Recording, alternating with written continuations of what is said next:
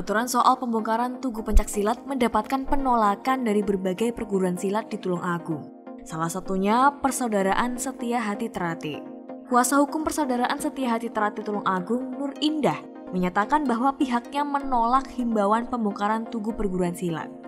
Karena menurutnya, Tugu Perguruan bukanlah pemicu kerusuhan antar perguruan silat.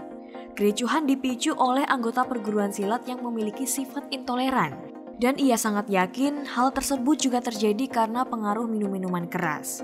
Untuk di Tulungagung sih sudah ada kesepakatan antar ketua perguruan untuk menolak imbauan tersebut, itu yang pertama.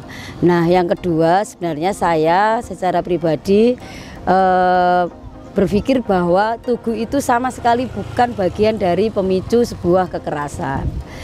Kalau dikatakan itu sebagai pemicu, maka ketika ada orang yang berbeda dengan Tugu tersebut, lambangnya berbeda, maka dia akan terpicu untuk melakukan kekerasan. Tetapi ternyata tidak, sudah ada berapa ribu orang yang melewati Tugu itu yang tidak terjadi apa-apa. Jadi kejadian itu insidentil, hanya akan memicu orang-orang yang punya sifat intoleran, dan itu dipengaruhi sekali lagi hampir 100%, saya bilang hampir 100% anak-anak yang melakukan kekerasan baik terpicu oleh Tugu atau terpicu dengan hal yang lain itu terpengaruh oleh alkohol. Jadi minuman keras, artinya bahwa ada kriminal yang murni lalu kemudian ada kriminal ikutannya. Jadi alkoholnya ini ketika selesai, alkohol atau mungkin plus narkoba itu selesai, maka saya yakin nilai kriminal yang lain akan menjadi turun.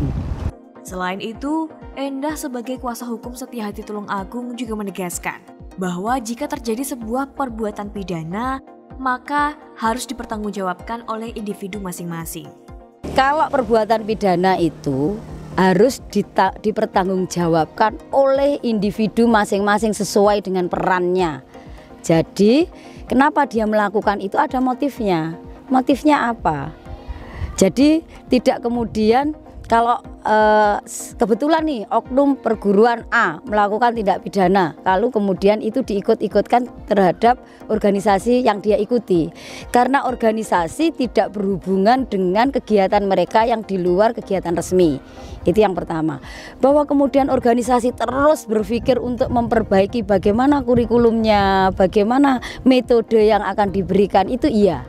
Tapi kemudian jika ada 1-2 yang kemudian dia tidak dapat berproses secara benar, yaitu tanggung jawab bersama. Dari Tulungagung, Lukman Hakim melaporkan.